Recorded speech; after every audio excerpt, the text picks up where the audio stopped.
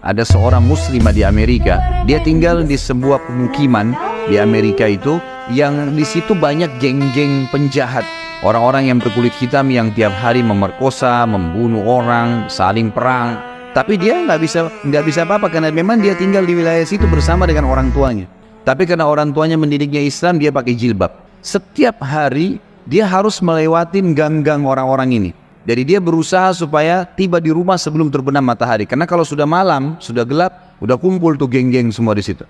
Ringkas cerita adalah, cerita kisah nyatanya, muslimah ini pulang dari kampusnya agak malam pada satu hari. Sudah gelap, dia nggak punya pilihan, harus melewatin gang-gang yang penuh dengan orang-orang jahat ini. Dia bilang, saya waktu mau lewatin gang itu menuju ke apartemen saya, rumah susun orang tua saya, ada satu perempuan di depan saya, kelihatannya bukan muslimah, tidak tutup aurat, lagi lewat juga di gang situ.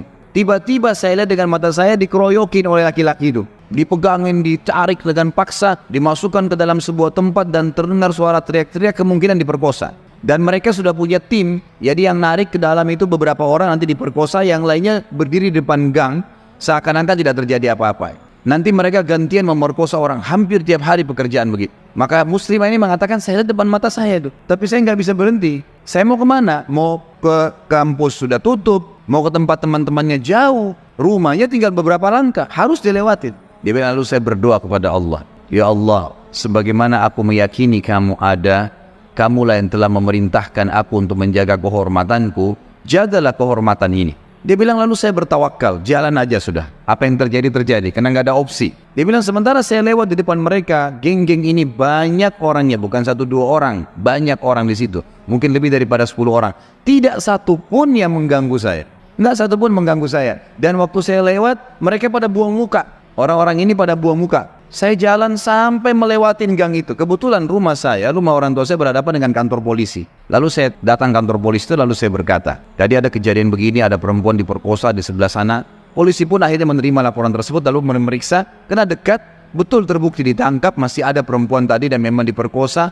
Akhirnya ditangkap semua nih penjahat-penjahat ini. Sementara ditangkap, dia bilang, waktu masuk di kantor polisi, mereka tahu saya yang lapor. Tapi mereka setiap lihat saya pasti buang muka. Kayak orang, bukan buang muka karena marah ya. Kayak orang yang ketakutan melihat saya, dia bilang. Sampai masuk di penjara semua. Sudah terungkap masalah itu, dia bilang, saya penasaran. Saya bilang sama polisi setelah itu, bisa nggak saya sebelum pulang, saya mau temuin penjahat-penjahat itu. Kata polisi, silahkan. Datang ke sana, dikawal, dia datang, dia tanya. Waktu dia bilang, saya masuk ke penjara, semuanya pada tunduk, gak ada yang berani lihat saya.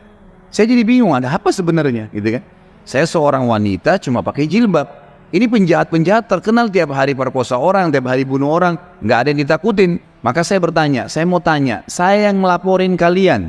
Maka semuanya ada satu orang yang menjawab, mengatakan, kami tahu kalau kamu yang melaporin. Terus kata si perempuan ini, kalian tidak marah dengan saya? Karena ini nanti ke depannya siapa tahu mereka lepas dendam. Nggak ada yang nyaut, diam aja semuanya.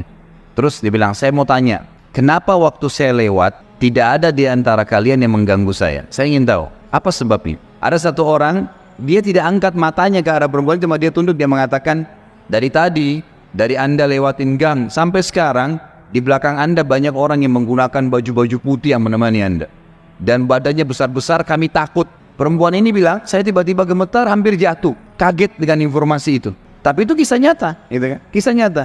Dia bilang pun, kalau begitu baiklah, dia keluar, lalu dia ceritakan kepada keluarganya. Tapi apa yang kita ambil pelajaran dari kisah ini?